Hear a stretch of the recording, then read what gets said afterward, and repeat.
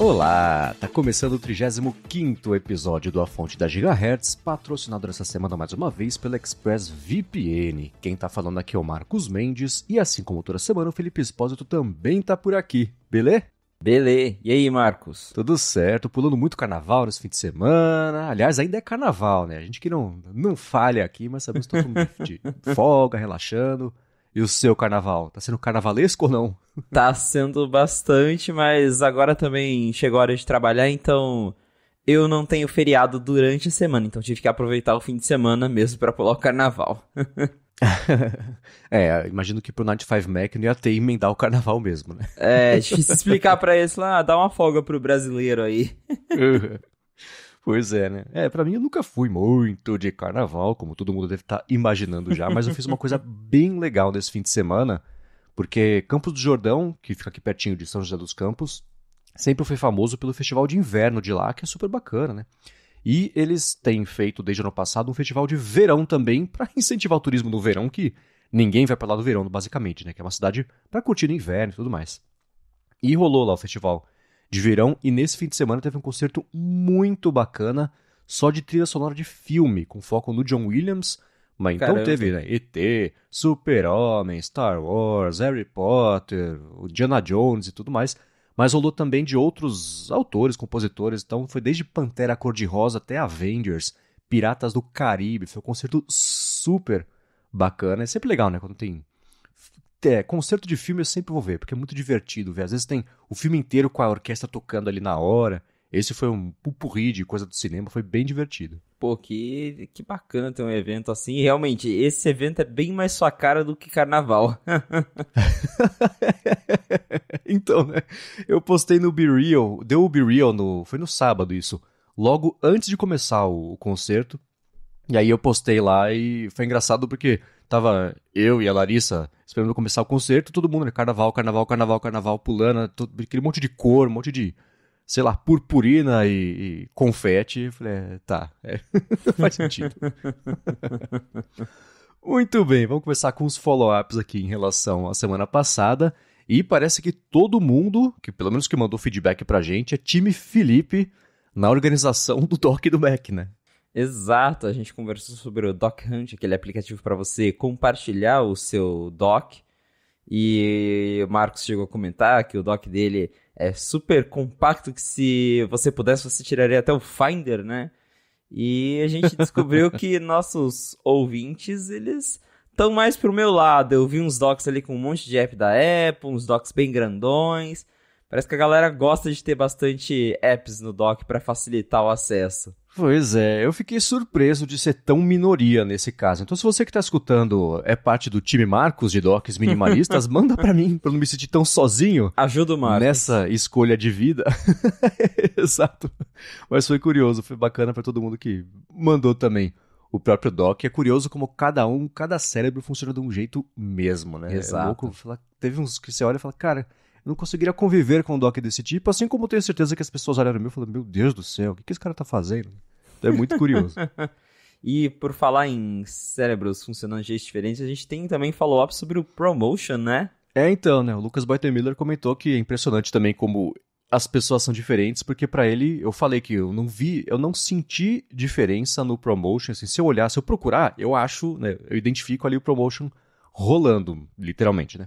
Mas que pra ele é uma coisa inegociável.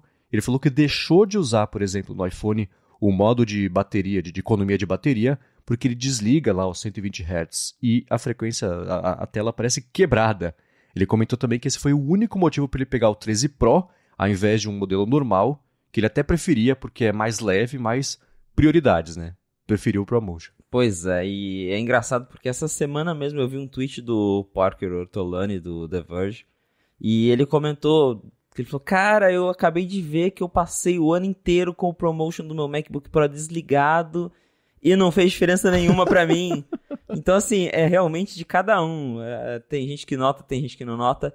Eu até cheguei a comentar isso, eu consigo perceber o ProMotion. E, por exemplo, se eu pegar o meu iPhone e ligar o modo de pouca energia, aí eu falo, opa, tem algo diferente.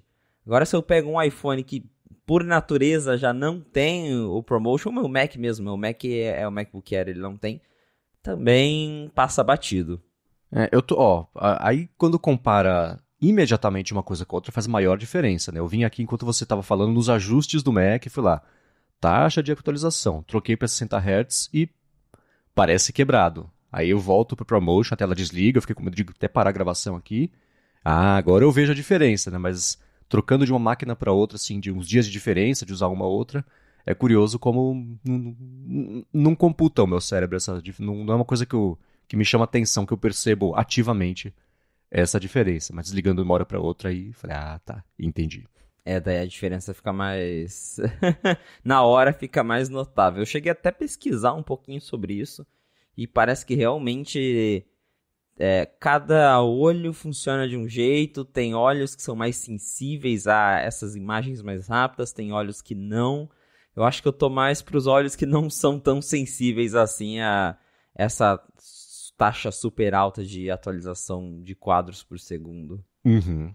Cara, uma coisa foi a primeira vez que eu percebi como faz diferença, e pra mim a comparação tem que ser imediata pra eu ter a referência de uma coisa e comparar com a outra. Pra som também, deve existir ainda um aplicativo pra iPad que ele é só sobre a nona do Beethoven. Voltamos a falar de música clássica, né? E ele era um jeito super legal de você visualizar a orquestra tocando enquanto a música estava acontecendo, porque você tinha uma espécie de vista de cima, uma planta baixa ali da disposição da orquestra, e conforme a música ia rolando, ia acendendo os violinos, os metais, né? E era um jeito diferente de você até perceber uns instrumentos que você não tinha percebido antes. E esse aplicativo, ele tinha uma coisa que era super bacana, que durante ali a reprodução da música, você conseguia trocar a execução por orquestras diferentes, gravados em épocas diferentes, com regentes diferentes. Então aí dava para ver um pouquinho, perceber um pouquinho da personalidade de quem estava regendo. Às vezes tinha uma gravação super antiga de, sei lá, 100, 150 anos atrás, e a afinação dos instrumentos da orquestra inteira costumava ser diferente. Eu acho que era meio tom abaixo, era uma coisa assim. E muda completamente, né? Mas se você escutar, pelo menos se eu escutar do começo ao fim, sem a referência dos outros, eu não noto a diferença. Mas na hora ali, ligando e desligando, eu falo, nossa, que loucura, né? Então, pra coisa do tipo, sei lá, os Dolby Atmos da vida, reprodução de alta qualidade e fidelidade. Se tiver um switch ligar ou desligar, eu acho que eu perceberia a diferença, mas só ligar, dar um play ali e falar, nossa, eu acho que estou em Dolby Atmos. Difícil de acontecer. Exatamente. E aí também outro follow-up do Murilo, ele mandou para mim no Twitter que estava ouvindo o nosso A Fonte 33 e comentou sobre o app Audacity, porque a gente estava falando de como a gente usa nossos MacBooks e que passa boa parte do tempo aí, eu pelo menos eu deixo o meu sempre ligado na tomada, ele é quase um desktop apesar de ser um MacBook, e ele comentou sobre o app Audacity, que você consegue marcar ali uma opção para você não sobrecarregar a bateria. E aí o Mac, esse aplicativo na verdade faz todo um gerenciamento de bateria para você não precisar ficar lembrando de tirar e colocar o cabo. O macOS até tem um recurso assim, mas pelo jeito esse app Audacity tem mais opções para você controlar isso. Então tá aí a dica do Murilo para quem, como eu, usa o Mac o tempo todo ligado na tomada. Eu vou até procurar porque eu não conhecia esse app, mas vou dar uma olhadinha aí pra galera que usa MacBook como se fosse iMac. Ele tem umas opções bem legais. Ele tem uns 3 tipos de plano de assinatura. E aí, dependendo do que você assinar, ele é mais completo ou menos completo. Eu vou deixar o link do site aqui para quem quiser dar uma espiadinha. Ele faz parte também do Setup. Você não assina o Setup? Assino o Setup. Eu não sabia que tava lá, não. Vou procurar. Então, ele tá lá. E é bacana. Eu tô também pra colocar ele no Mac aqui, aproveitar que a bateria ainda tá boa e mantê-la desse jeito, né? Eu tô pra instalar, ainda não instalei. Foi uma dica que um ouvinte chamado Paulo Branco deu pra gente lá no ADT faz umas semanas. Eu tô desde lá pensando, putz, a hora que sobrar um tempinho eu faço. Hoje, prometo aqui, hoje eu faço. Posso até fazer um mini review dele na semana que vem. A gente compara com o seu mini review, porque aparentemente você tem acesso até quase gratuito a ele aí. Dá pra você começar a usar já, se você quiser. Boa, vou dar uma conferida sim. Boa. E o Ted Lasso, hein? Pois é, a gente falou tanto de Ted Lasso que a gente tava esperando ansiosamente alguma pista de quando que ia lançar Ted Lasso. A Apple até chegou a comentar que seria lançada aí a terceira e última temporada em março, só que a gente não tinha data, agora é oficial. A gente vai ter Ted Lasso no dia 15 de março, novos episódios chegando para nossa felicidade, porque a gente gosta de Ted Lasso. Então, todo mundo agora já pode ficar bem ansioso aí, mas com data marcada. 15 de março tem terceira temporada de Ted Lasso no Apple TV Plus. Tá ansioso, Marcos Mendes? Eu tô ansiosíssimo. Eu quebrei até minha regra e vi o teaser, que não foi nem um teaser, geralmente não diz nada mesmo sobre a temporada. E eu vou deixar claro na descrição pra quem quiser ver esse teaser também, do que não é nem do que esperar, é só uma bobeirinha pra mostrar que as pessoas ainda existem, elas estão lá nessa temporada. Eu tô bem ansioso.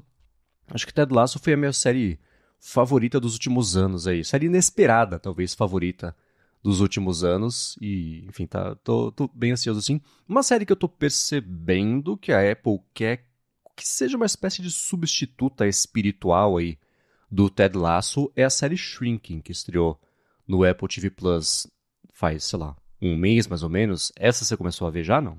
Não, essa eu ainda não assisti. Ela tem uma pegada bem... Eu vou tentar fazer tipo um TV sem spoiler do Dante Gessulli, assim, falar sobre a série, te iluminar as ideias, te deixando um discurso sobre enredo que ele fala, que eu achei ótimo. É uma série que tem bem essa pegada. A galera que produz a série é também a galera que... Né, você tem o Brad Goldstein, que é o Roy Kent. Você tem também, eu esqueci o nome dele, que é um dos produtores mesmo de Ted Lasso. Então tá bem nessa pegada, assim. Ela é com o cara que fazia o Marshall em How I Met Your Mother. Tem o Harrison Ford também. Tem um elenco bacana. É uma boa tentativa. É tudo que eu vou dizer a respeito por enquanto. Eu ainda tô esperando ela me surpreender. E aí eu não vou ser surpreendido, porque eu tô esperando por isso. Assim como aconteceu com Ted Lasso. Mas pode ser a nova série levinha, pra quem quiser ver enquanto estiver almoçando aí, quiser desligar um pouco a cabeça e ver um pouco de otimismo no dia a dia. É importante. É muito engraçado porque eu demorei pra começar a assistir Ted Lasso. Primeiro porque virou, de certa forma, um hype, que todo mundo começou a falar Ted Lasso, Ted Lasso. E aí eu vi até, eu não sabia direito sobre o que era a série, eu vi umas coisas lá e falava, mas é, sei lá, sobre temática de futebol. Né? Será que eu... não é pra mim. Mas aí todo mundo falava tanto desse Ted Lasso que um dia eu tava sem nada pra fazer em casa. Eu falei, tá, vamos assistir Ted Lasso. Aí emendou um episódio no outro e eu virei fã da série. Então, pra quem ainda não viu Ted Lasso, corre que dá tempo de assistir as 2 temporadas antes de lançar a terceira em março. E aí lembrando que vão ser 12 episódios. E daí, acho que a Apple deve liberar aí 2 episódios no começo e depois vai ser semanal. E parece, inclusive, que a Apple tá mudando o esquema de lançamento dos episódios do Apple TV Plus, porque normalmente esses episódios saem na madrugada de quinta para sexta, pra gente aqui no Brasil, e agora a Apple vai lançar na quarta-feira, que por sinal já é o mesmo cronograma do Disney Plus. Por algum motivo eles fazem na quarta e agora a Apple tá mudando pra quarta-feira também. Bem curioso isso aí. Vão começar a tentar ocupar os outros dias da semana para virar o dia de lançamento, né? Porque tava todo mundo concentrando, mas hoje a quantidade de conteúdos que as plataformas querem que vire os conteúdos principais, que chamem assinantes, tá aumentando também, né? Até para tentar focar com públicos diferentes, dias diferentes. Domingo à noite, por exemplo, tava super concorrido, né? E aí, isso é uma coisa que eu até observei que não deve ser uma coincidência. O The Last of Us termina no domingo. E logo nessa mesma semana, 2 dias depois, 3, vai estrear já a temporada de Ted Lasso, então é a Apple querendo se aproveitar desse vácuo que vai ser deixado aí por The Last of Us pra tentar pegar os holofotes enfim, né, série, fazer o hype, virar notícia e etc. Então acho que isso deve acontecer e cada vez mais a gente vai ver séries estreando ao longo da semana para as plataformas tentarem se apropriar de um dia específico e virar a conversa do dia seguinte, aquilo tudo que a gente sabe que é bem importante hoje em dia, até por isso que elas pararam de fazer aquele negócio de estrear a temporada inteira de uma vez só. Exceto, por exemplo, estreou nesse fim de semana aquela Hello Tomorrow, também no Apple TV Plus, e eles estrearam 3 episódios de uma vez, que eu achei super estranho, né? Não foram 2, 3, então, né? Quase 1/3 da temporada estreando aí de uma vez só. Eu acho que pelo roteiro do primeiro... Eu não vi o terceiro ainda episódio. Do roteiro do primeiro e do segundo episódio dá pra entender por que eles estão tentando fazer isso, pra não ficar uma coisa... Um argumento fraco demais pra prender as pessoas, né? Eles passam o começo introduzindo como funcionam as regras daquele mundo, como é que vai ser o esquema da série, bem a parte de mitologia, quem é cada personagem. Então, se você fizer isso do jeito corrido, fica superficial. Se você fizer isso do jeito devagar, fica chato demais. Então, dividiram acho que em 3 episódios e juntaram esses 3 como se fosse um grande episódio. Mas é uma série que eu tava empolgado. Eu descobri recentemente que ela ia estrear. Não sei se a Apple fez uma campanha antes pra ela e tinha passado batido por mim. Faz, sei lá, um mês assim que eu vi que ela ia estrear e já estreou logo em seguida. Também tem um elenco bacana. Tem o Hank Azaria, né? Que eu vejo ele na tela e falo, que legal, acabei de ver ele em Nova York em pessoa, na loja da Nike. Agora ele está aqui na tela fazendo o personagem. Então tem o Billy Crudup, que faz o executivo de TV lá da The Morning Show também. Então é uma série que vale dar uma chance para quem quiser encontrar uma série nova. Para quem já viu um filme chamado Glengarry Glen Ross, que eu acho que chama O Preço do Sucesso, uma tradução cretina aqui no Brasil, é bem parecida, assim, também sem dar spoilers. Então para quem curtir Hello Tomorrow, procure por Glengarry Glen Ross. Eu vou deixar na descrição também o link, porque é um dos melhores filmes dos anos 90 que ninguém conhece aí. Tem um elenco bacana, tem o Al Pacino, tem, quem mais tá? O Jack Lemmon também tá lá. Tem o Ed Harris. Tem uma galera bacana, vale ver, um filmão. Tá com bastante coisa aí. Uma coisa que eu preciso assistir no Apple TV Plus é a última temporada de Servant, que é uma das séries originaisíssimas do Apple TV Plus lá do começo. Agora estreou a 4ª e última temporada. E tá aqui na minha lista também, porque eu preciso assistir, vou tentar colocar em dia agora. Mas a gente tá vendo aí que o Apple TV Plus segue investindo em um monte de coisa, e conteúdos bacanas, conteúdos legais. E vamos torcer aí para que o Ted Lasso agora chegando ao fim, mas que a Apple consiga emplacar alguma outra série bacaninha pra gente continuar acompanhando. Sabe quem tá torcendo muito por isso também? A Apple. Com certeza. Certeza. Né? Ela tem os nomes fortes ainda do começo, né? Tem o For All Mankind, que se manteve bem na fita, né? Durante, acho que já foram 3 temporadas, né? Isso. Então, a 4ª deve ganhar uma data de estreia logo depois do fim de Ted Lasso, eu imagino. Teve uma que teve a primeira temporada, eles promoveram horrores e depois passou, assim, ninguém... Como é que é... como é que é a família? Tem o Capitão América lá, tem uma mulher que fazia Downton Abbey. Defending Jacob. Defending Jacob, isso. É que Defending Jacob, na verdade, acho que foi mais um estilo de minissérie mesmo.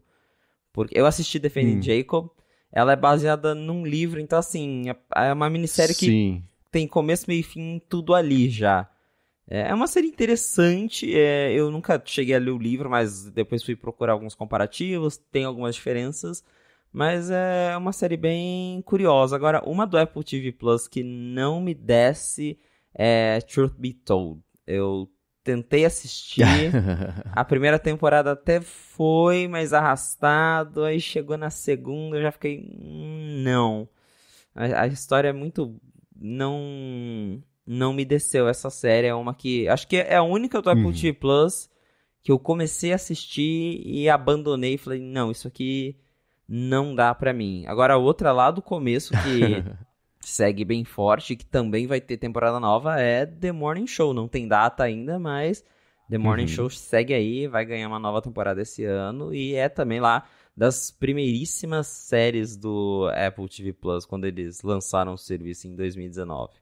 Foi a primeira série premiada, eu acho, do TV Plus, né? Isso. O Billy Crudup, ele ganhou o Emmy. Isso. E ela foi indicada mesmo, acho que talvez a melhor série. Então, o time que tá ganhando se renova, né? Com certeza. Então, certamente aí ia ter temporada nova. Eles estão fazendo com cuidado, dá pra ver mesmo, né? Que não é aquela coisa uma por ano. Eles estreiam a temporada quando tá pronta, né? Exato. O que é um bom sinal, né? Não tem aquela pressa de fazer. Porque você pega... Acho que a pior história que teve de uma segunda temporada feita com pressa, que ficou terrível, foi de True Detective, que a primeira temporada da HBO foi excelente, uma das melhores temporadas da história da TV. E a segunda foi que nem pra você com Truth Be Told. Eu comecei a ver, eu falei, por que eu tô assistindo isso, dando 1 hora da minha vida por semana pra isso? Pra quê? Esquece. Eu vi 2 episódios e beleza, passou. E aí eu lembro que a temporada terminou com avaliações super ruins, e aí a diretoria da HBO falou assim, gente, culpa nossa, fizemos correndo e ficou uma porcaria mesmo. Relaxa, faremos uma terceira temporada que vai ficar boa, tá? Espera. E eles lançaram a terceira e ela foi mais próxima da primeira do que da segunda, em nível de qualidade. Mas a primeira, ela assim, é muito boa.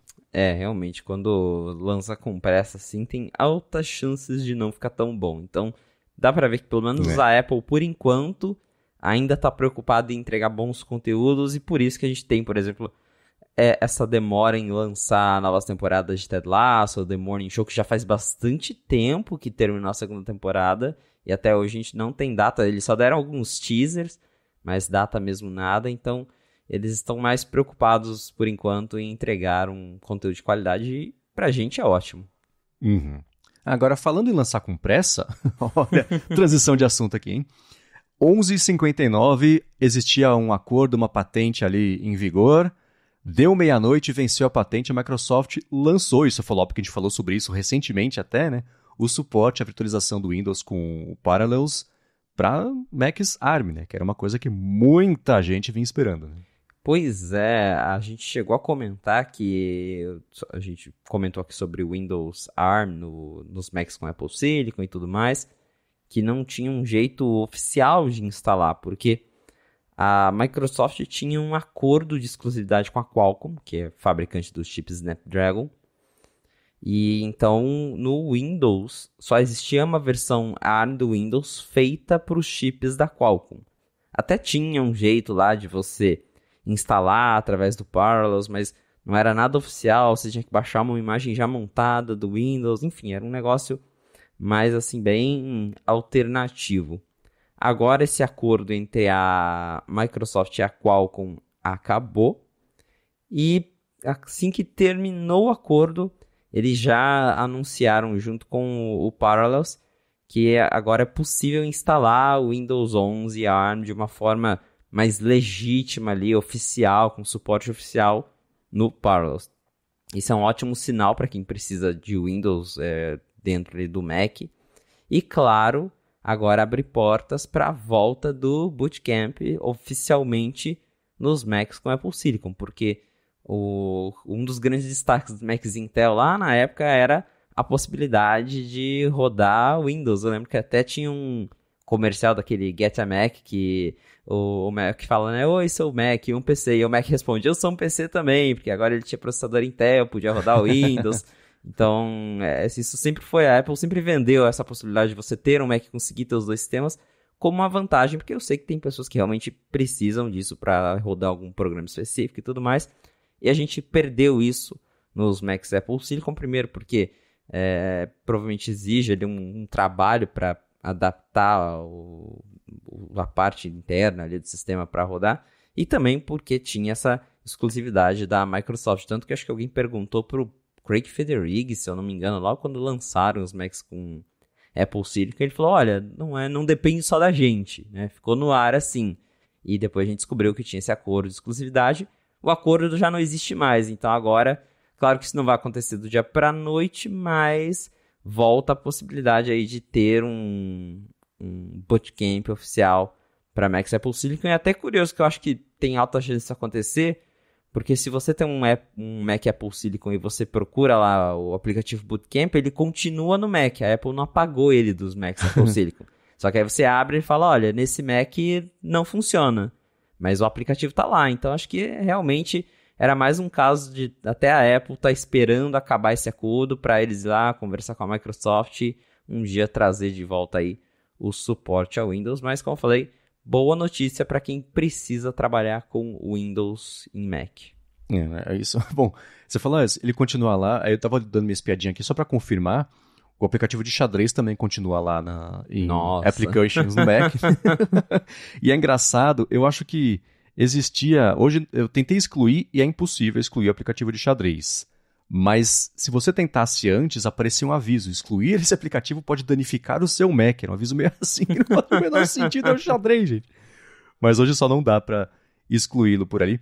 Isso que você comentou do Craig Federighi foi uma entrevista que ele deu, acho que para Ars Technica, que ele falou assim, do nosso lado tá tudo certo, tá na mão da Microsoft, os Macs rodam. Vê lá com eles, né? Então agora Isso finalmente deve chegar. Todo mundo agora que tem Mac vai conseguir declarar imposto de renda numa boa. Nossa, e sim.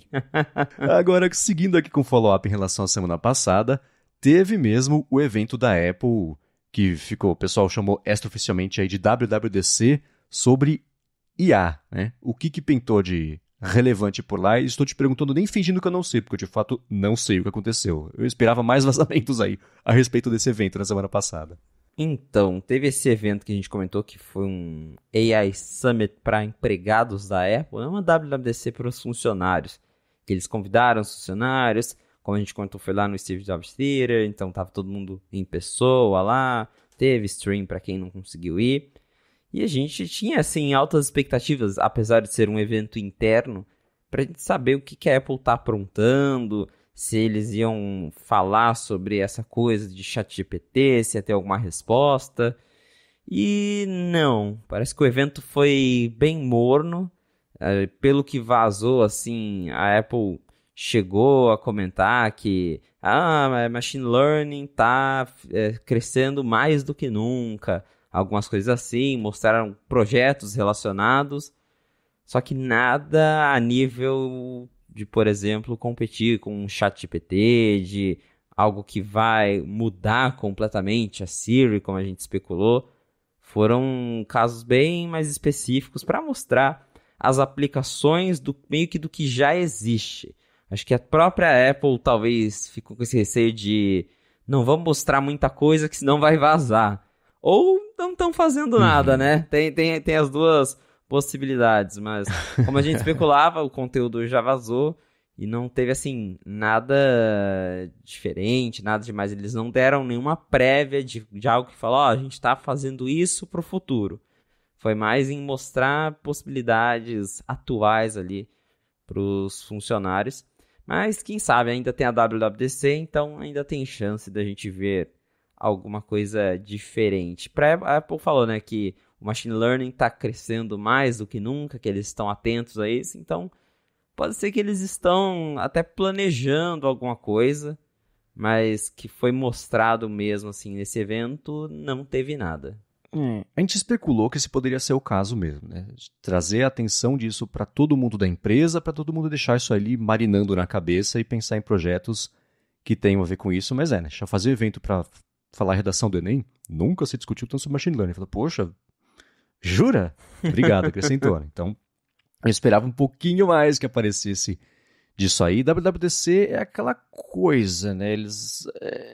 A não ser que você tenha uma equipe trabalhando nisso e que não pôde mostrar o que, né, no que vem trabalhando há sei lá quanto tempo, no WWDC é o anúncio do que já está pronto para a galera de desenvolvimento poder pegar isso e fazer coisas novas também. Então, eu imagino sim que vai ter alguma coisa sobre IA na WWDC, porque pelo tanto que isso vem sendo discutido até fora do círculo de tecnologia, sabe, sites de notícias, você falou, saiu no Fantástico, então é uma coisa que já pegou para grande massa, vamos chamar assim. Então tem que ter alguma coisa sobre isso, só para não ficar feio de não ter nada, né? Por outro lado, não pode ser uma coisa que nem esse evento do Google, faz umas 2 semanas, que foi catastrófico, eles perderam o valor de mercado de tão ruim que foi o evento, porque foi um grande sanduíche de nada, né? Então, é difícil encontrar entre uma coisa e outra se você não tiver um produto pronto ou semi-pronto, como é o caso lá do Bing Chat também, que passou por um monte de problema, mas está chamando a atenção. O Bing voltou, aquilo que a gente comentou, a ser o app mais baixado da App Store, mas tem um asterisco aí. Para você, quando quem faz ali a inscrição na lista de espera para usar o Bing Chat, eles falam, você está na lista de espera. Quer cortar a fila? Faz 2 coisas. Baixa o Edge e torna ele o seu navegador padrão do sistema e baixa o aplicativo do Bing na App Store e na Play Store. Eu falei, então tá. Então não é tão orgânico assim esse crescimento da noite para o dia. De qualquer forma, é um indicativo de que existe sim interesse, vontade, curiosidade do mercado em relação a isso, né? Então, assim, se o medo da Apple é lançar uma coisa que não está muito pronta e não funciona direito, bom, todo mundo já sabe o que eu vou dizer agora. Siri, né?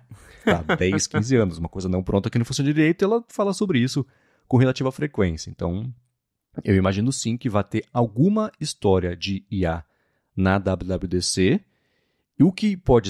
A gente vai falar sobre isso já, né? Com o headset imersivo também, que pode ser uma WWDC bem diferente do que a gente está acostumado a ver sobre a história que a Apple quer contar não só para esse ano, mas de médio prazo aí, para já trazer a atenção da cadeia de desenvolvimento para isso, né? Agora teve um outro evento também nessa semana, que esse foi surpresa mesmo, né? A gente só descobriu que ele ia rolar quando ele rolou, que foi um evento com foco em games, que a Apple convidou o pessoal, e, enfim, né? Teve demonstrações ali. O que rolou com isso aí que eu também não estava sabendo, não. Isso foi bem de surpresa, mas só um comentário rápido. Você comentou sobre como que essa coisa de AI, de ChatGPT, tá pegando em massa. Cara, eu percebi isso esses dias que eu fui tomar um café, comer uma torta aqui perto de casa, eu sentei lá e tinha uma mesa assim com um pessoal que dava pra ver que assim, era um pessoal bem fora da bolha tech, assim.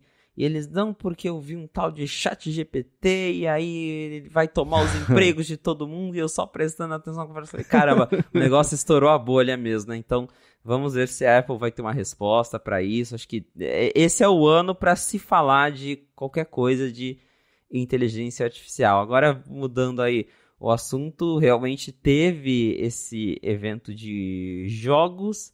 A Apple convidou a imprensa, pelo menos alguns membros, não foi um evento grande, foi em um lugar bem menor. Mas também foi um evento assim que não foi para mostrar novidades, foi para reforçar o que a Apple já tem. E aí eles colocaram lá... Foi bem curto, então. Exatamente, né? Ainda mais tratando de jogos.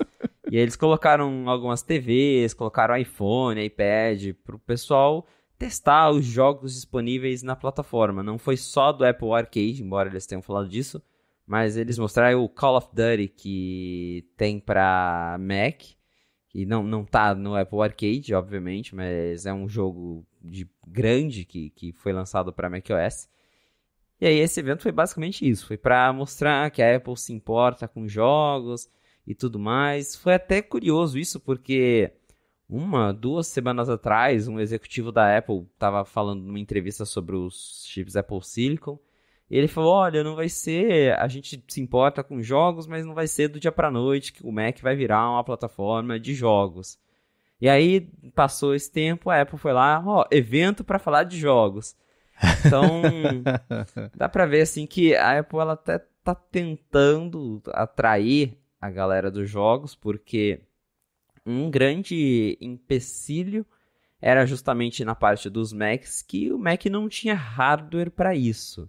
Pelo menos não nos modelos de entrada. Se você quiser jogar num Mac, você tinha que comprar um Mac Pro, você tinha que comprar um iMac com configurações boas, porque o MacBook mesmo nunca foi ideal para jogo em hardware. E isso, claro, afasta os desenvolvedores, porque daí o Mac já é um nicho. E aí, se dentro desse nicho você só consegue jogar nos modelos muito mais caros, então ninguém vai acabar perdendo tempo para lançar jogo para Mac. Agora, com a Apple Silicon, a coisa está mudando, mas claro, a Apple precisa mostrar não só para as pessoas, para os usuários, mas também para os desenvolvedores que, olha, a gente tem gente interessada e agora a gente tem equipamentos para rodar isso aqui. E eu acho que é isso que ela está tentando fazer com esses mini eventos, que eles são bem, assim, no sigilo, mas é até comum a Apple fazer isso. Eu até comentei em outro episódio do A Fonte, teve um aqui no Brasil no finalzinho do ano passado para promover a câmera do iPhone 14. Então eles vão lá, eles chamam alguns poucos membros da imprensa, colocam eles numa sala, falam, interage aí com os dispositivos e tudo mais. Foi mais ou menos nesse estilo que teve esse evento para jogos, mas realmente bem interessante ver que a Apple ela está interessada nesse mercado de jogos, né? Ao menos interesse dá para ver que ela tem. Até ela colocou ali algumas TVs com Mac Mini. Agora vamos ver se eles vão de fato fazer coisas para atrair desenvolvedores de jogos, porque no passado a própria Apple já deu uns tiros no pé e afastou a galera. Por exemplo, eu sempre vi muito potencial na Apple TV para competir com consoles. Não, claro, acho difícil competir com PlayStation 5, com Xbox, mas a Apple conseguiria, assim, fazer algo mais bacana. Só que quando ela lançou a Apple TV, todos os aplicativos eram obrigados a suportarem o Siri Remote. E não tem como você lançar um jogo de console que funcione com o Siri Remote. Ela derrubou essa restrição alguns anos depois, só que aí já era tarde. Aí os desenvolvedores já falaram, não quero mais. Então, a Apple, ela agora pelo menos parece que ela está tentando correr atrás dessa galera, agora principalmente que ela tem Macs que funcionam com isso, porque, né, de novo, o iPhone tem um chip legal, o iPad legal, mas jogos, a galera que joga mesmo costuma jogar em computador, e agora ela tem computador para isso, então acho que essa é a hora de correr atrás, não só do público, como eu falei, mas dos desenvolvedores, para falar, ó, tem gente interessada, a gente tem o hardware, vamos fazer aí jogos para as nossas plataformas. E pode ser que a gente veja mais sobre jogos na WWDC, até porque tem, de novo, rumor de headset. A gente já falou várias vezes que ter jogos seria um grande atrativo para vender um produto como esse, né? Completamente. Então, a fama do Mac é que não é bom para jogo, não roda jogo. Então, esse trabalho de desfazer isso aí vai ser muito caro para a Apple, porque é resultado de anos com investimentos insuficientes para fazer isso rodar direito. Então, eu acho que a estratégia de chamar os criadores de conteúdo, que no fim das contas é o que há uns anos seriam os formadores de opinião, é basicamente a mesma função que tem, chamar isso aí, botar essa galera para mostrar como eles estão interessados e como publicar no YouTube lá, nossa gente, acabei de ir no evento e nossa, tem muita coisa que vai chegar, muita coisa bacana. Isso começa a fazer uma diferença com talvez um público que não esteja familiarizado com esse histórico ruim que a Apple tem com o mercado de jogos e hoje tem um PC porque jogos são no PC, né? Não é porque no Mac não dá. Acho que tem uma diferençazinha que a Apple pode tentar começar a explorar nesse ano. E a gente pode até já emendar mesmo nesse papo do Reality Pro. Né? O Mark Gurman disse, sempre ele, né? Ele comentou que a Apple planejava agora, a gente até falou sobre isso, anunciar daqui a uns meses aí o headset, mas que por conta de problemas de hardware e de software, de engenharia, a Apple adiou esse anúncio para que ele aconteça já na WWDC. E ele não trouxe nenhum outro detalhe técnico sobre o que pode pintar. Ele voltou a falar sobre o preço, $3.000, tecnologias novas. Então, desde você rodar seus aplicativos lá, como se fosse uma tela imersiva do seu Mac, até coisas tipo digitação no ar, e toda a tecnologia que ele vai contar. E então, isso deve rolar, de acordo com ele, já na WWDC, o que para ele foi uma espécie na opinião dele já, uma espécie de benção disfarçada, porque ele não vinha escutando nada sobre grandes novidades de macOS, de iOS, para a Apple anunciar nessa WWDC. Então, e você até publicou, eu não li para a gente poder discutir aqui e eu ter dúvidas e comentários instantâneos aqui sobre isso. Você publicou uma matéria no 95Mac falando sobre por que é uma boa notícia, uma boa coisa a Apple ter adiado esse anúncio para ele rolar. Tudo não confirmado, aquilo que a gente já sabe, né? Mas para esse anúncio rolar na WWDC. E aí? Então, a gente teve de novo, essa reportagem do Gurman falando que teve esse atraso, porque já estava criando-se uma grande expectativa de que o headset ia ser apresentado entre março e abril, que a Apple ia fazer um evento de começo do ano e que ia apresentar o headset. Agora, segundo o Gurman, já mudou e o headset deve ir para a WWDC, o que eu acho que faz bastante sentido, porque é um produto novo, a WWDC é um evento para desenvolvedor, aí você já anuncia, já coloca o produto nas mãos dos desenvolvedores, talvez vende já, como a gente comentou várias vezes, um kit para eles, começa a vender antes de vender para todo mundo, libera para os desenvolvedores. Então, tem aí um grande apelo em lançar um produto como esse na WWDC. E o Gurman, ele não chegou a comentar, de novo, o que levou a Apple a adiar, ele não deu muitos detalhes, mas eu escrevi essa matéria lá para o 95Mac falando que o adiamento, né, o atraso desse lançamento pode ser uma coisa boa, porque justamente, considerando o que a gente ouviu nos últimos rumores sobre o headset, a coisa não parece muito boa. A gente já leu aí algumas reportagens falando que a Apple ainda está um pouco indecisa sobre o design, que algumas pessoas testaram, falaram que ele incomoda na cabeça quando usa por muito tempo, que ele é meio trambolho, que um dos designs a Apple teve que colocar as baterias penduradas, porque se colocava no headset ele esquentava muito e aí incomodava, só que aí a bateria pendurada também não é legal. Então dá pra ver que a Apple ainda tá tentando se acertar com esse produto, ainda tem detalhes a serem finalizados. E outro ponto é justamente a parte dos aplicativos, que o Gurman até fala que, por exemplo, que é algo que eu comento na minha matéria, que você ter FaceTime em realidade virtual e usar o seu Mac como display, usar o headset como display do seu Mac, isso não é suficiente para vender um dispositivo de $3.000. Aquela coisa legal, bacana, mas não é uma coisa que vai convencer alguém a gastar 3 mil no aparelho, você ter FaceTime com bonequinhos de Mimoji. Então a Apple precisa de Eu mais. não gasto R$3.000 num desse. Exatamente.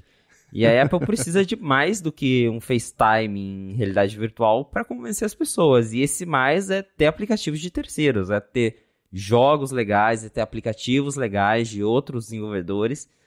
Por isso que acho que lançar na WWDC faz bastante sentido, até para dar mais tempo da Apple polir esse hardware e de conversar ali por baixo dos panos com alguns desenvolvedores, para talvez já na WWDC mesmo mostrar, ó, a gente já conversou com esses criadores de apps e jogos aqui, e a gente já vai demonstrar aqui o potencial, o que dá para fazer, que é coisa que eles já fizeram no passado. Às vezes eles lançam ali um produto, mas antes do lançamento eles já chamam, né, 1, 2 desenvolvedores, já dão acesso antecipado para mostrar ali no palco já o que dá para fazer com as APIs, o que dá para fazer com todo aquele poder de processamento.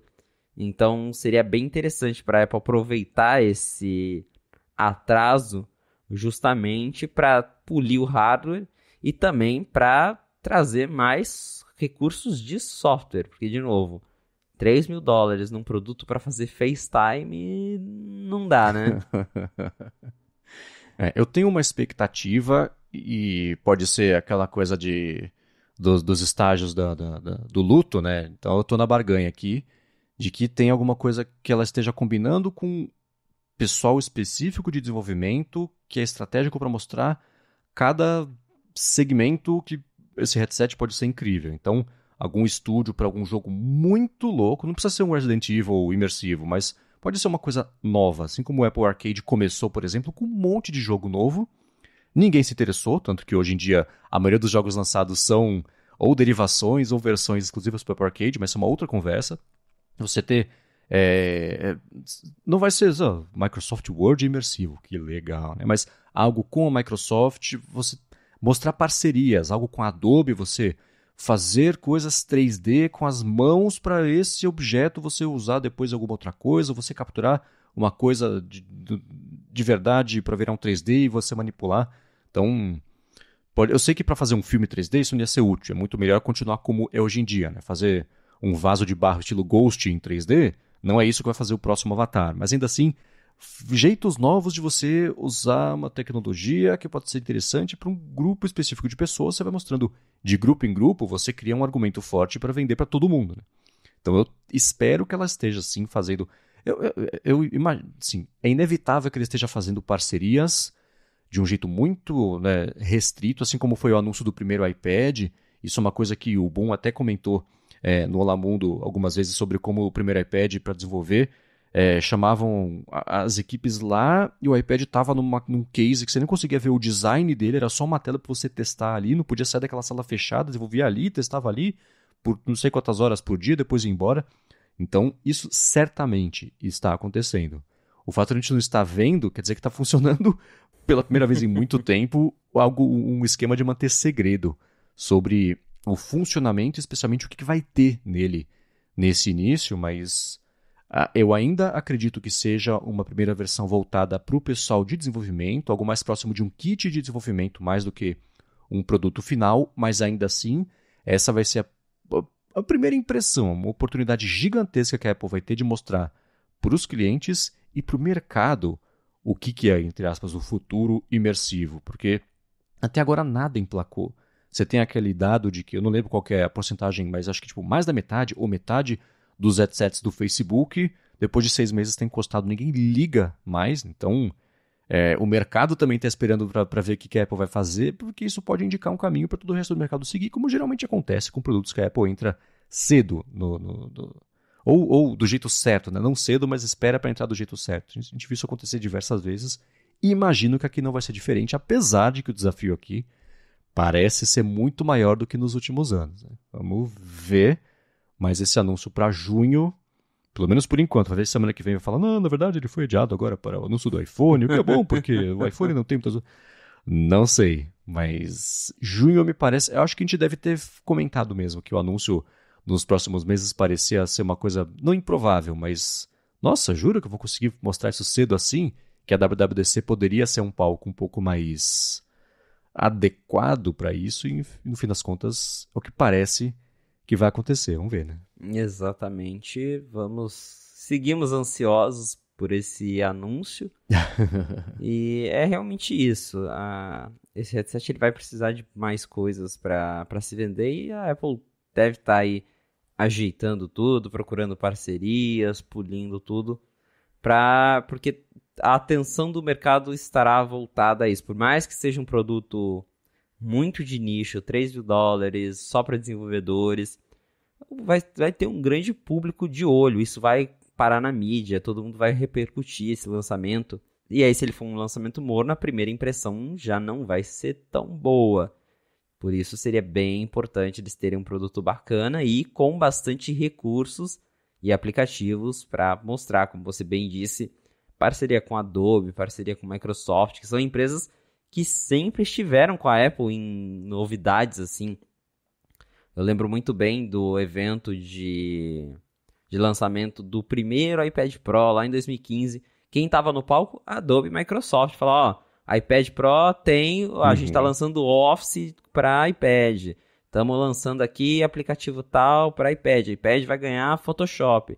Sempre essas parcerias que é para mostrar justamente para esses públicos, né, que tem a galera de design, galera de produção. Falar, dá para trabalhar com esse produto aqui.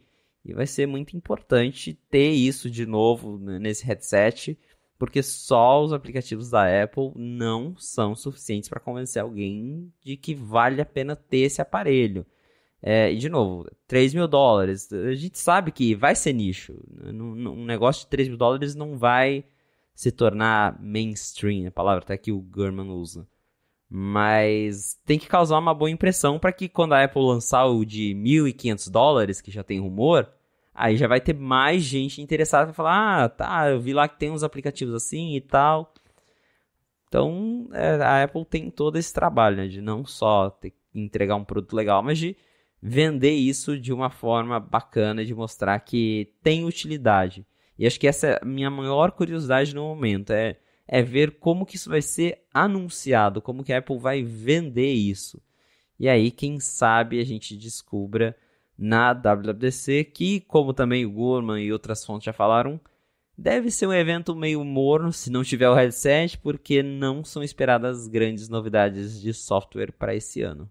Por outro lado, de novidade de software para esse ano já aconteceram várias, né? Porque o último beta que pintou do iOS 16, que é do 16.4, trouxe um bando de novidades, a gente pode falar sobre isso, mas antes eu vou tirar um minutinho do episódio para agradecer a ExpressVPN que está mais uma vez patrocinando aqui o A Fonte com desconto para quem escuta o podcast e vai poder aproveitar grandes vantagens que ela oferece, como por exemplo uma conexão segura, criptografada, especialmente para quem usa Wi-Fi compartilhados, Wi-Fi públicos, de shopping, de hotel, de avião, de aeroporto. Se você usa esses Wi-Fi, bem provavelmente os seus dados estão sendo coletados e depois vendidos ou para instituto de pesquisa ou então para fazer publicidade direcionada, aquele tipo de coisa. E a segunda vantagem bem bacana é a seguinte, você se conectando pelos servidores da ExpressVPN, você fala que você está vindo dos Estados Unidos, por exemplo, e você consegue acessar catálogos de streaming a partir, nesse caso, dos Estados Unidos. Então, HBO Max, Netflix, Amazon Prime também. Às vezes você tem que se conectar a mais de um servidor que tem, por exemplo, Estados Unidos. Tem Nova York, tem Los Angeles, tem, sei lá, Washington.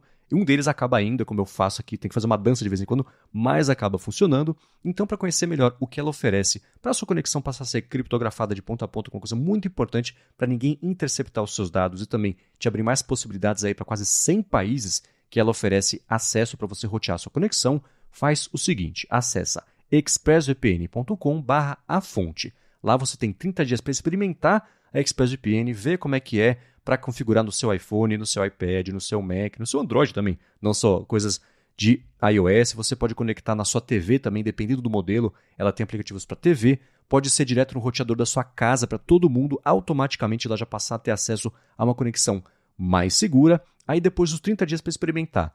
Por meio do link expressvpn.com/fonte, você tem 3 meses de graça só porque você escuta aqui o podcast. Então, uma última vez, acessa lá, expressvpn.com/afonte. Muito obrigado, ExpressVPN, pelo patrocínio mais uma vez aqui do podcast e pelo apoio a toda Gigahertz. Valeu, ExpressVPN. Vamos lá.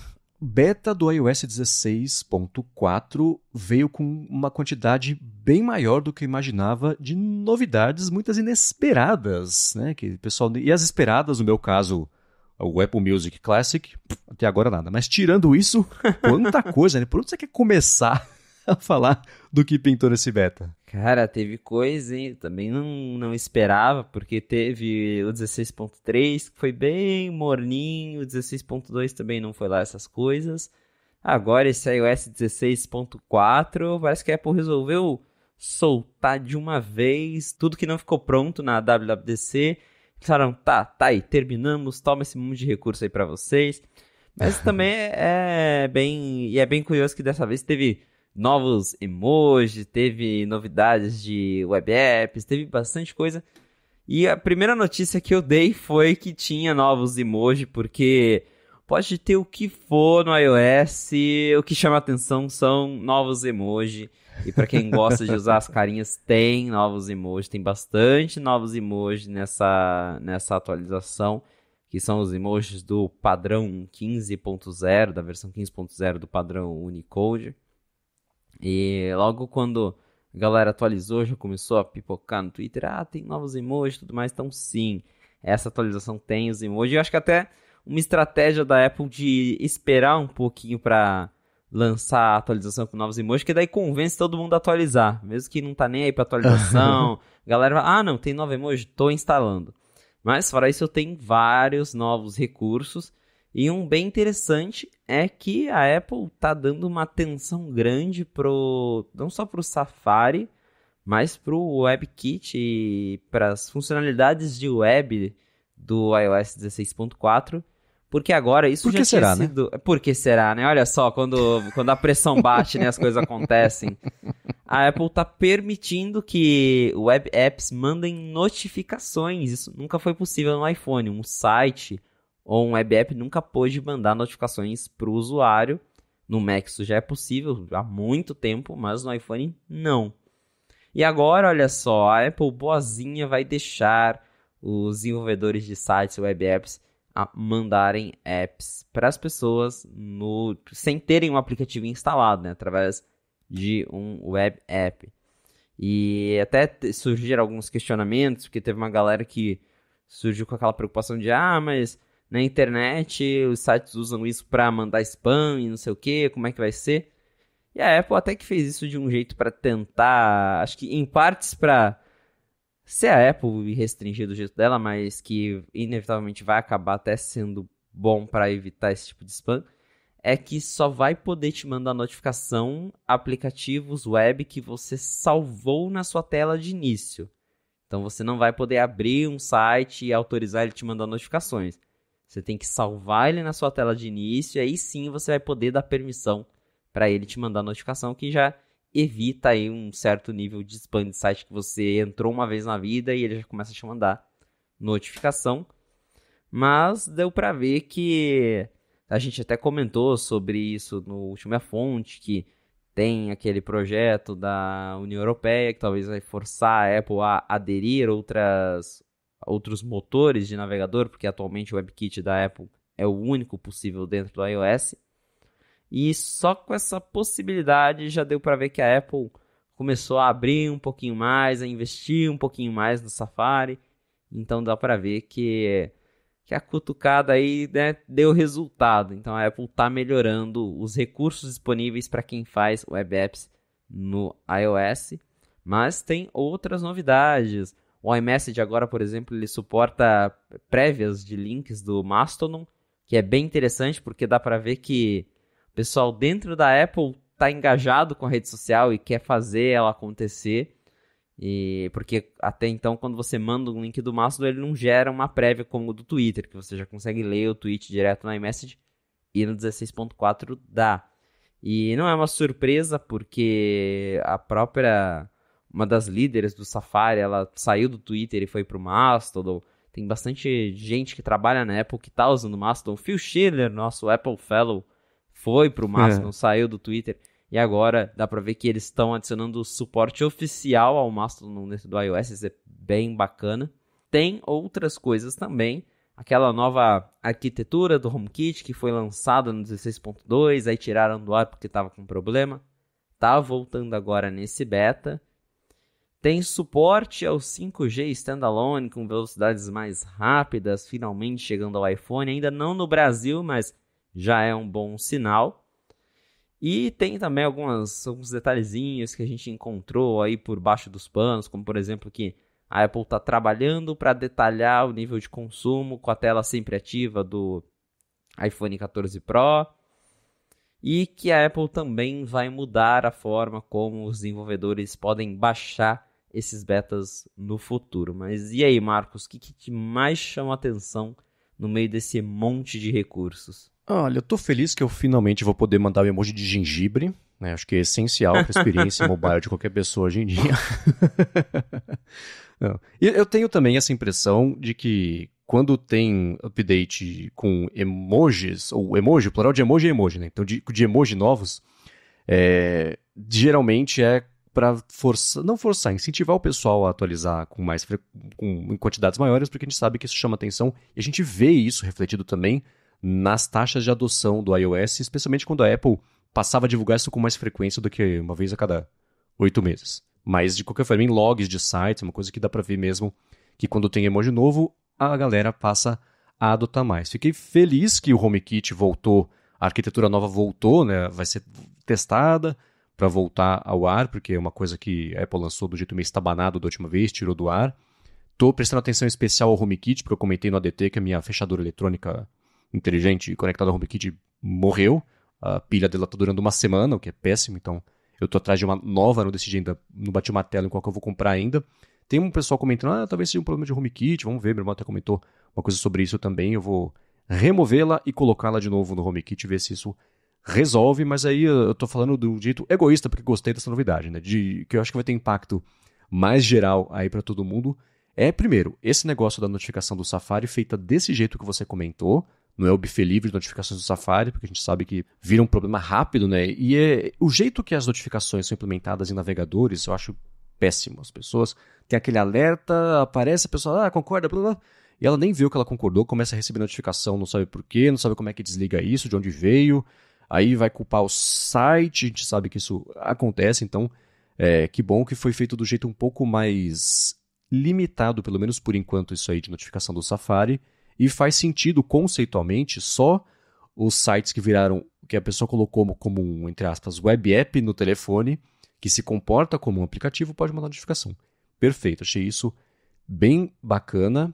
O que eu fiquei mais curioso, o que me intrigou mais foi, por exemplo, esse negócio do suporte ao Mastodon para links feitos os links inteligentes lá do iMessage. Dá para ver aos pouquinhos a Apple adotar o Mastodon como uma plataforma da primeira divisão ali de aplicativos sociais. Você vê, alguém até comentou esses dias que em alguma comunicação da Apple, alguma documentação, coisa assim, são os links do Mastodon das pessoas que trabalham lá, que aparecem no documento e não mais Twitter. Então dá para ver uma mudançazinha nisso aí. Não é por acaso, né? Isso aí foi colocado, alguém trabalhou em cima disso, foi colocado como um projeto que ganha uma certa prioridade, por isso que o Mastodon tem isso agora, e outras redes que estão até há mais tempo, talvez existam, não tem suporte a isso ainda. Isso eu achei bem bacana. O que me chamou a atenção, na verdade, foi a quantidade de coisas, como eu disse no comecinho, que veio meio represado aí nesse iOS 16.4. Espero que pinte mais coisa conforme o tempo for passando, que vocês aí fuçando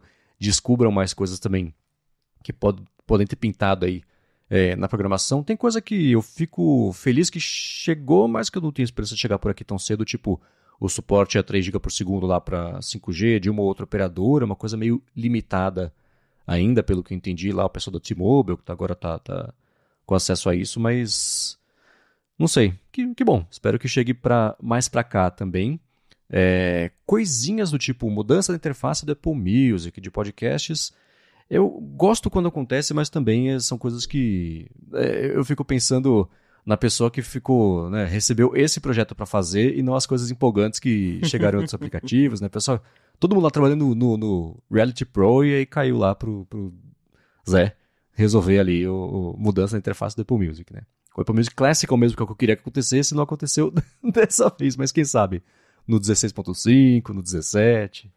Talvez o Apple Music teve mudancinhas pequenas porque os engenheiros estão ocupadíssimos com o Apple Music Classical, né? Cadê esse aplicativo? Até hoje não tem sinal dele, é muito, muito estranho. Mas realmente o 16.4 é uma atualização bem significativa, não tem data ainda para chegar ao público, mas geralmente isso costuma sair entre março e abril, que é também quando se especula que a Apple vai fazer um evento, né? Agora a gente sabe, entre aspas, que não vai ter mais um headset, mas ainda tem rumor de MacBook Air de 15 polegadas, de atualização de outros Macs, então tem coisa para acontecer. Provavelmente essa atualização deve sair entre março e abril. Esse foi o primeiro beta, então ainda geralmente os betas eles costumam ficar em beta durante pelo menos um mês, então entre final de março e começo de abril essa atualização deve sair para todo mundo, mas bem bacana ver que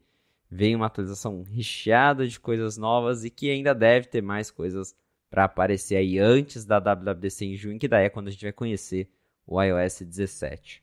Agora uma coisa que isso eu deixei para comentar no final, essa mudança para a instalação do beta de desenvolvimento que a Apple colocou lá, que é uma coisa que parece que não vai mais contar com o lance de perfil de desenvolvimento para se instalar no iPhone, isso é uma coisa que vai contar direto lá, ele vai bater no servidor da Apple, se aquele dispositivo está associado a uma conta paga de desenvolvimento. É uma mudança meio grande, eu acho, em preparação talvez para o beta não só do iOS 17, mas de tudo que deve pintar na WWDC. Não sei o quanto isso tem relação justamente com o headset, né, que a Apple quer só que o pessoal de desenvolvimento mesmo faça isso, que não seja uma coisa testada mais ampla, como acontece com o desenvolvimento com os betas públicos. Como é que você viu essa mudança? Assim, o que a gente pode especular aqui que pode ter motivado a Apple a fazer essa mudança? Porque ela é uma mudança grande no esquema da distribuição de betas, especialmente para o iOS, que a gente viu que aconteceu por enquanto. Por um lado vai facilitar muito, porque hoje, para você instalar um beta no seu iPhone, iPad, tem dois jeitos. Você abre lá o site do Apple Developer, e aí ele te dá a opção de você baixar o firmware inteiro, né, o arquivo lá IPSW, que você coloca o iPhone no computador, liga na USB, restaura tudo, instala o sistema novo. E a segunda opção é você baixar um perfil, que ele vai apontar o iPhone para um servidor diferente da Apple, em que ele baixa atualizações beta que não estão disponíveis no servidor normal. A Apple está mudando isso com o 16.4 e agora vai ficar bem mais parecido com o sistema da Apple TV, que já é assim, e do próprio HomePod que mudou, acho que no 16.2.3, que você tem um menu lá que você fala, quero instalar beta nesse aparelho. Você aperta lá e aí ele passa já a buscar por atualizações beta. Na Apple TV também é assim, você vai lá nos ajustes da Apple TV, tem uma opção lá, baixar software beta. Você ativa e aí ele começa a baixar as versões beta, procurar por versões beta. Então, para o desenvolvedor e até para o usuário comum, porque essa mudança também afeta a galera do beta público, vai ficar bem mais fácil de testar a iOS beta. A diferença é que, para você baixar o beta de desenvolvedor, o iPhone vai verificar, o iPhone, o iPad, vai verificar se aquele seu IDE Apple é um IDE Apple registrado no Apple Developer. Aí ele vai te mostrar a opção lá, baixar beta desenvolvedor. Se não, você só vai ter a opção de baixar o beta público. E na prática não tem diferença entre os dois betas, porque o beta público geralmente é a mesma build liberada para os desenvolvedores, só que a Apple segura ela por mais tempo, às vezes por 1, 2 dias, até uma semana, a depender do problema, se encontrou algum problema ali no beta desenvolvedor. Porque às vezes acontece, sai o beta desenvolvedor, aí descobre que ele trava um modelo de iPhone que não tem jeito, tem que restaurar. A Apple nem lança esse beta público. Mas geralmente é a mesma build, não tem muita diferença entre eles. Então acho que é mais um jeito de evitar que curiosos estraguem os seus aparelhos. Porque como é fácil de instalar o beta desenvolvedor hoje, na teoria você precisa ser um desenvolvedor registrado. Na prática é só você entrar em algum site, achar um perfil compatível, colocar no seu aparelho e você consegue baixar esses betas. E aí a galera que é mais leiga, às vezes acaba instalando, motivada, porque tem muitos vídeos na internet, você entra no YouTube, tem uma galera que mostra, lançou o beta, olha, tem coisa nova, tem emoji. E o pessoal que é leigo muitas vezes não entende que aquilo é um beta, que é um software que não está pronto, que ainda não foi testado de um jeito mais amplo. E aí quer instalar e se empolga e vai instalar o beta desenvolvedor e aí dá problema. Então acho que a Apple está mais tentando evitar isso e dessa forma fica mais fácil de controlar porque de fato ela vai estar liberando só para quem é desenvolvedor. Se você não é desenvolvedor, você vai ter a opção lá nos ajustes de instalar o beta, só que o beta público, que já foi testado, que os desenvolvedores já viram que está funcionando, e aí você vai poder baixar um tempinho depois. Mas é bem curioso ver eles mudando isso e até acho que faz um pouco sentido de, pensando nos rumores, por exemplo, de que em alguns anos a gente possa ver um iPhone que não tenha portas. E aí a Apple facilitar você instalar o beta do iOS pelo aplicativo Ajustes. É um jeito de já preparar o sistema para um dia um aparelho sem portas, que é o caso da Apple TV. A Apple TV sempre teve esse menu de betas porque não tem como você ligar a Apple TV no computador. Então o único jeito de você instalar o beta é indo lá nos ajustes e clicando, olha, quero instalar o beta. E aí quando eu vi isso no iPhone eu já associei com a Apple TV e falei, olha só, né, se um dia tiver um iPhone sem portas, agora tem um jeito fácil de configurar ele para instalar o beta. Então, mas acho que o motivo principal realmente é a Apple tentando evitar que pessoas leigas instalem betas e isso resulte em problemas no aparelho. Mas é bem, bem curioso mesmo essa mudança. E lembrando que nesse momento a Apple diz que tem lá, se você instalar o beta, mesmo você instalando o beta público, você vai ver as duas opções lá, iOS Developer, iOS Public Beta. Mas a Apple diz que no futuro essa vai ser a única forma de instalar betas, que inclusive você ainda consegue usar os perfis, continua tudo disponível, mas ela fala, no futuro a gente vai restringir, quem é desenvolvedor vai precisar ter a conta registrada para ver, e esse vai ser o único jeito de instalar betas. Ou seja, ela já está deixando claro que não vai ter mais perfil, não vai ter mais isso de ligar no computador para baixar o beta, vai ser exclusivamente abrir os ajustes e escolher se você é desenvolvedor, vai ter opção, se não, beta público. Então já provavelmente acho que é algo que deve se tornar oficial com o iOS 17, mas que ela já está dando uma prévia a partir de agora, para a galera já se acostumar e ver que vai mudar. Uhum.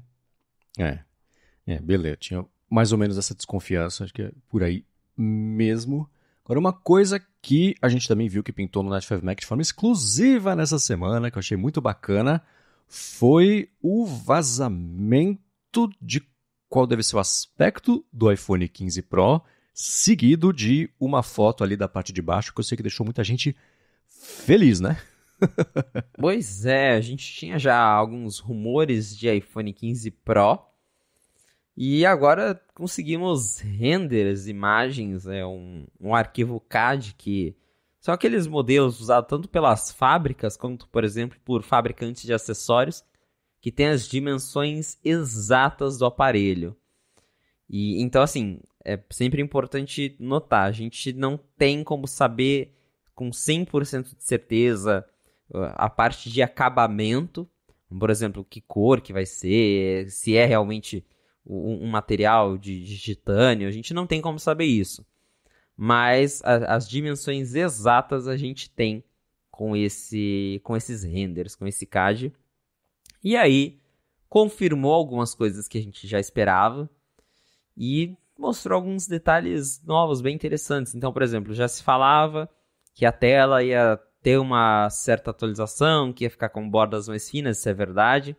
As bordas estão bem mais fininhas comparadas com a tela do 14 Pro, e isso eu acho muito bacana, porque daí você aumenta a ilusão de que é uma tela de ponta a ponta, sem bordas.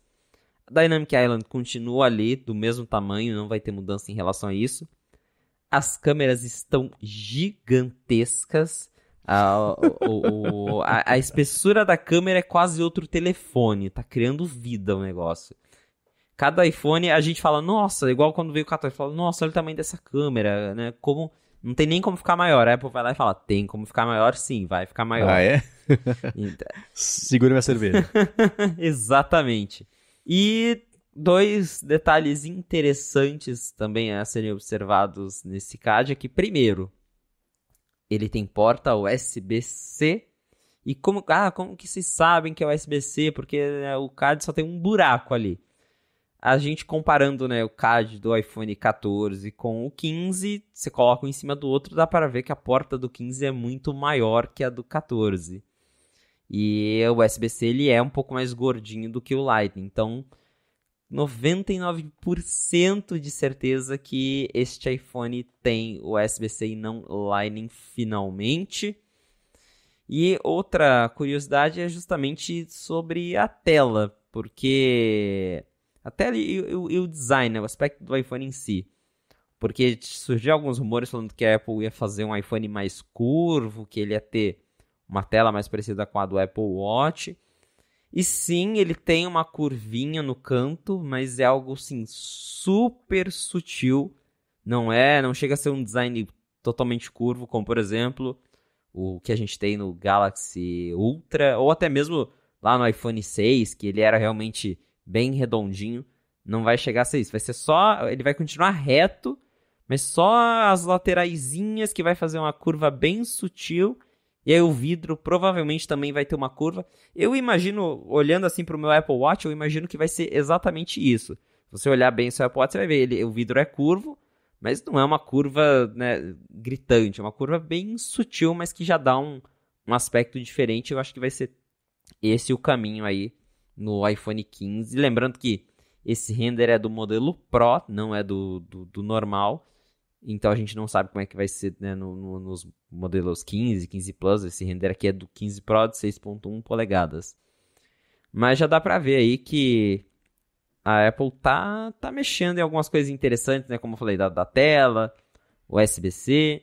E aí depois que a gente publicou esse render, vazou uma foto mostrando o case mesmo, né? A carcaça ali de um iPhone 15 Pro. E aí mostra, de novo, a entrada do conector ali bem maior, que provavelmente é o USB-C, e um acabamento diferente, que não é o de aço e que a gente imagina ser titânio, que tinha rumores de que a Apple ia mudar o material do iPhone para titânio, e parece que, pelo menos os modelos Pro, eles vão para esse acabamento que é fosco e de titânio, que deve deixar o celular bem mais resistente. Então, bem interessante ver essa mudança de material, pelo menos nessa imagem que vazou, achei bem bonito esse acabamento. Lembra aí basicamente o Apple Watch Ultra, né? Que é feito de titânio. Uhum. E uma das coisas que eu fico curioso pela traseira, porque até agora a gente não sabe se, por exemplo, a traseira vai ser de outro material, mas pelos renders dá a entender que vai ser uma peça só de titânio, um bloco de titânio. Vamos ver aí com outros vazamentos. Mas eu sempre, desde a Apple acho que passou a adotar isso, ainda no iPhone 10, né, o frame de aço inoxidável brilhante. E é muito bonito, só que fica com tanta marca de dedo para quem usa sem capinha, que a beleza some em 1 minuto na sua mão. Aí vira aquele negócio gorduroso no lado. E aí, com essa mudança, né, se for mesmo esse acabamento fosco, aí não vai ter mais esse problema de manchas de dedo em volta do iPhone.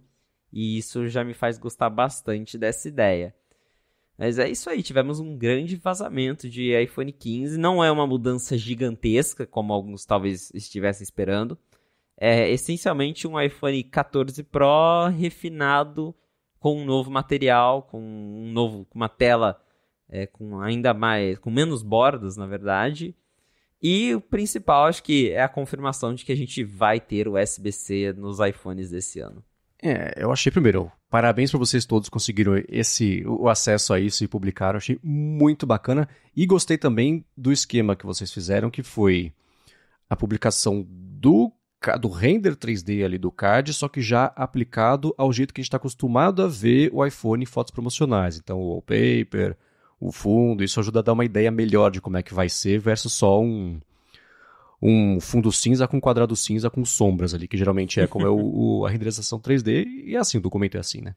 Eu gostei bastante da ideia tanto a curvatura da parte de trás, quanto na frente até com o vidro, serem um ângulo menos reto do que é hoje em dia, né? Hoje você tem uma quina mesmo nos iPhones versus, por exemplo, a linguagem atual dos Macs, até dos próprios iPads, ser essa curva inchadinha, não sei como definir melhor que isso, é um pouco inchado ali, a parte da curva é um pouco mais mais orgânico, né, de segurar, de interagir, pode ficar um pouco mais escorregadio, talvez, né, por ser mais orgânico e mais curvo, escapa da mão, não sei, vai depender da textura do material, isso que a gente já sabe que influencia também. A parte da frente da tela, o fato dela o vidro parecer ser meio curvo também, como se fosse a tela do Apple Watch, só que menos, encaixar ali bonitinho curvo, também é uma coisa que, tanto visualmente quanto ali na sensação de pegar, é mais confortável, encaixa melhor. Eu acho mais, não sei, mais bonito, pode ser uma coisa meio, não sei, é bem subjetivo, né? Mas isso eu acho mais bonito do que a linguagem que a Apple usa hoje em dia, apesar de, ironicamente, o meu iPhone favorito ser justamente o iPhone 4, que é o oposto disso tudo que eu estou comentando. Ele é o sanduíche de vidro ali com o metal, com o frame de alumínio. Era bonito, mas aí, visualmente, não ergonomicamente. Essas duas coisas andam meio, às vezes, descoladas, né? Você comentou da câmera, do fato dela ser gigantesca. Eu tentei achar aqui um comparativo entre o iPhone original e o iPhone 14 Pro Max, para poder extrapolar isso para o iPhone 15 também, e ver que eu acho que assim, né? Eu tô chutando aqui, mas se você pegar a câmera, vocês publicaram do 15 Pro e não do 15 Pro Max. Pode ser que a do 15 Pro Max seja um pouco maior. Aí eu queria comparar só o módulo da câmera do 15 Pro Max com a tela do iPhone original. Acho que uma coisa não tá tão distante em relação à outra, porque o módulo da câmera tá mesmo, né, meio saindo do controle. O que é bom, né? Mais câmera, mais profundidade para fazer zoom óptico, aquilo tudo que a gente já sabe. Eu não sei como encaixar o rumor da câmera periscópica com o aumento da profundidade, profundidade não, para fora, então não sei se é profundidade, mas assim, da altura ali que ela ocupa. Não sei nem se era para esse iPhone que tinha um rumor já de uma câmera periscópica, mas eu acho que era. Se bem que esse rumor da câmera periscópica tá faz uns 5 anos aí, que daqui a 2 iPhones vai rolar, até agora nada, né? Uma observação sobre isso é que esse render, ele é do modelo Pro de 6.1 polegadas. E pelo menos olhando assim, a gente não sabe o que a Apple vai fazer, mas ele não parece ter uma lente periscope ali nesse bump. A gente pode ver que ele é exatamente o mesmo, a organização, o mesmo layout do que a gente tem hoje, que é a lente normal, a lente ultra-wide, o que poderia ser a lente teleobjetiva, e o scanner LiDAR e o microfone. Não parece ter outra coisa diferente ali. Claro que, né, pode ser um detalhe que a Apple não adicionou no render, mas tinha uns rumores dizendo que só o modelo maior, de 6.7 polegadas, que é o que alguns rumores até falam que a Apple chamaria de iPhone Ultra, ao invés de Pro Max, seria o modelo a ganhar a lente periscope. Então, o que você falou talvez seja verdade. Talvez o modelo de 6.7 tenha um bump de câmera ainda maior, porque ele pode ser o único que vai ter a lente periscope. Tá, então pode ser. Tinha esquecido desse rumor do Ultra. Tanto rumor pra acompanhar. É muita coisa. E guardar na memória. Né? Pois é. Mas o USB-C é aquilo. Eu já me acostumei de novo a ter. Eu falei, né? Que eu não me incomodava com isso. Lightning, USB-C, é o que tem que usar. Pronto, né? Beleza. Agora, desde que eu comprei um Mac novo, isso passou a ser um problema a ser rapidamente resolvido por conta, já falamos aqui, da gentileza da Geonave, que mandou protestar o hub de trocentas portas, incluindo a USB-A, para USB-C, então o problema voltou a ser resolvido. O fato do iPhone agora aparentemente vir com USB-C é bacana, nem que seja só para a gente poder parar de falar sobre isso e não se incomodar com entradas de iPhones por 2 meses até o rumor falar que inevitavelmente no iPhone 16 vai ser sem nenhuma porta, nenhuma entrada aí, como até você comentou que pode ser uma das motivações de preparação lá para os betas agora serem instalados da forma que eles são. Então eu achei esses dois vazamentos, né, tanto do CAD quanto logo na sequência ter pintado também essa imagem aí do iPhone 15 Pro com aparentemente a entrada USB-C, vieram bacana que vieram os dois juntos, que um reforçou o outro no fim das contas, né? Porque a foto mostra muito bem também, dá para ter uma ideia melhor ainda, dessa parte do acabamento, do material, da curvatura, isso tudo que eu estou comentando aqui, que eu achei que encaixa melhor no olho, deu para ver nessa foto vazada também. Então, expectativas boas para esse iPhone. Eu tinha também, falando em expectativa, eu não sei como é que estavam os rumores sobre isso, não acompanhei, mas de que a Dynamic Island, o furo mesmo, o buraco, a parte preta dela, fosse menor em relação a esse iPhone. Assim, evolução natural da tecnologia, né? Miniaturização de impossibilidades técnicas que tem hoje. Então, se a Dynamic Island fosse um pouco menor, ia ser bacana, porque quando ela está desligada, ela só é um furo na tela, continua sendo, e quando ela está ativa, você reduzir o quanto que só o hardware neutro, morto ali ocupa, quer dizer que você dá mais possibilidade para aquele pedaço ser ocupado por pixels, né? Por coisas que dá para acender, usar, aproveitar melhor a área útil, apesar de eu manter a minha primeira impressão sobre a Dynamic Island, que a Apple fez um certo milagre ali, de quando você está usando a Dynamic Island, você nunca nem percebe que tem um espaço ali no meio em cima que não pode ser usado, não faz falta aquele uso, mas eu aposto que a hora que a Dynamic Island for só um furinho minúsculo, vai dar para usar do jeito muito mais bacana, muito mais criativo, muito mais útil esse pedaço. Então a única coisa ruim que eu achei desse vazamento é que minha expectativa da Dynamic Island ser um pouco menor nessa versão não rolou, vai ficar pro iPhone 16. Tinha já essa expectativa deles diminuírem o furo, não vai ser dessa vez, o furo continua do tamanho original, e acho que um pouco devem envolver até a questão aí de não só de tecnologia, mas também de custos. Eles acabaram de fazer a Dynamic Island, então provavelmente vão continuar usando um painel, porque o que muda aqui, na verdade, não é nem a tela, é que eles realmente estão diminuindo as bordas em volta dela, né? Mas o painel provavelmente vai ser exatamente o mesmo do 14, que eles vão reaproveitar no 15, por uma questão aí de custos também. Então, a Dynamic Island continua a mesma, com o mesmo furo por trás. O que muda mesmo é a questão da borda. E que, de novo, que eu gosto bastante dessa ideia de bordas ainda mais fininhas, porque hoje a gente já tem uns celulares que realmente dão essa impressão de serem sem borda de verdade.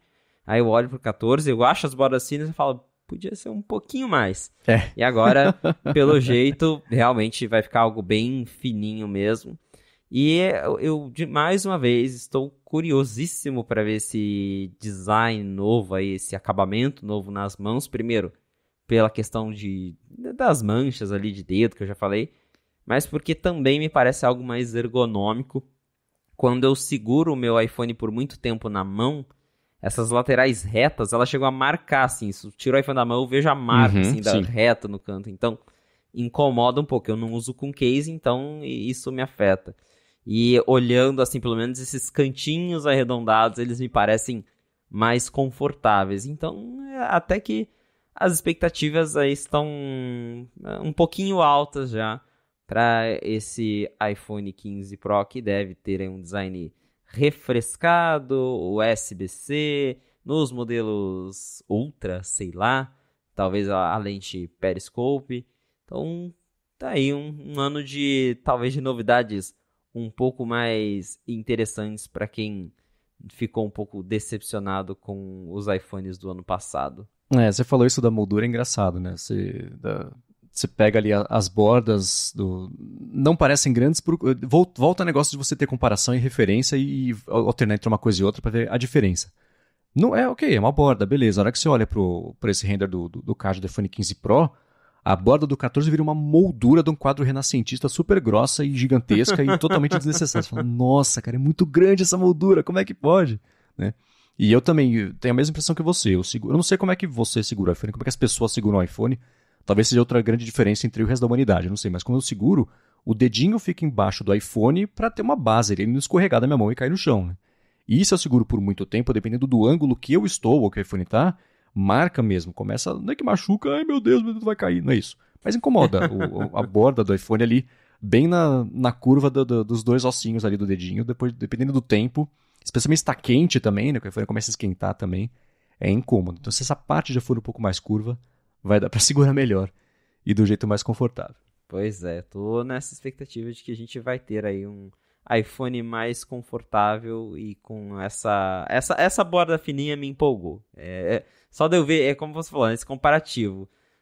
Se você só olha pro 14 e fala, ok. Agora quando você vê do lado, aí já fica, não, tá, eu quero essa borda fina. Então, tô aqui só pelo USB-C e pela borda fina. Muito bem, se você quiser encontrar os links do que a gente comentou ao longo do episódio, vai em gigahertz.fm/afonte/35 ou dá mais piada aqui nas notas do episódio. Como sempre, muito obrigado ExpressVPN pelo patrocínio do podcast, muito obrigado a vocês que deixam reviews, avaliações também que recomendam o A Fonte para mais gente ainda saber que o podcast existe, chegar toda segunda tarde aqui sem falhar e se informar sobre rumores e notícias sobre o mundo da Apple e, claro, obrigado a você, Felipe, por permitir que isso aconteça. Valeu, Marcos, e obrigado à audiência por ter ficado com a gente até o final de mais um episódio do A Fonte. Se você quiser me encontrar nas redes sociais pra gente bater um papo, é só me procurar no @Felipe Esposito. Boa, isso é MVC Mendes no Mastodon. Lembrando que eu sigo distribuindo convites para quem quiser criar uma conta no Mastodon.social. Vem falar comigo no Instagram, que é também MVC Mendes, que eu mando o convite para você. Apresento um bando de podcast aqui na Gigahertz e o Bolha Dev, que é um podcast diário sobre notícias de tecnologia, inovação e desenvolvimento. E escrevo também para ifeed.pt. Muito obrigado mais uma vez pela audiência de vocês e a gente volta na segunda que vem. Um abraço e até a próxima.